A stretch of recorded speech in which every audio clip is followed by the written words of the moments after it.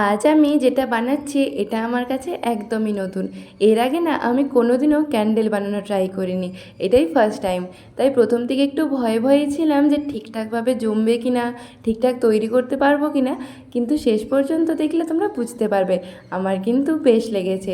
তো দেখো, প্রথমে যে দুটো কাপ দেখলে ওই দুটো আমার কাছে অনেক দিন থেকেই ছিল, এখানে বেশ কাজে লেগে গেছে।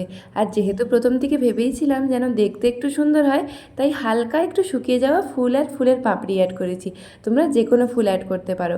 আর তারপরে ঘরে থাকা মোমবাতিগুলোকে গলিয়ে নিয়ে এর মধ্যে মোমটাকে ঢেলে দিয়েছি। আর যেহেতু সেন্টেড ক্যান্ডেল বানাচ্ছি, তাই জন্য একটু সেন্টও অ্যাড করেছি। তারপর ফ্রিজে রেখে এটাকে জমিয়ে নিয়েই রেডি আমার বানানো সেন্টেড ক্যান্ডেল। আর ওপর থেকে জানো তো একটু গ্লিটারও দিয়েছি। দেখো তো আমার বানানো ক্যান্ডেলগুলো তোমাদের কেমন লাগছে। আমার কিন্তু বেশ ভালো লেগেছে। আর এই পুরো প্রসেসটা করতেও বেশ মজা পেয়েছি। যেহেতু প্রথমবার পরিমাণটা বুঝতে একটু গন্ডগোল হয়েছে, ভেবেছিলাম ভর্তি ভর্তি হবে, কিন্তু সেটা হয়নি। তাও তোমরা জানিও কমেন্টে। আর যদি ভালো লেগে থাকে অবশ্যই একটা লাইক করো। চলো দেখতে থাকো, টাটা।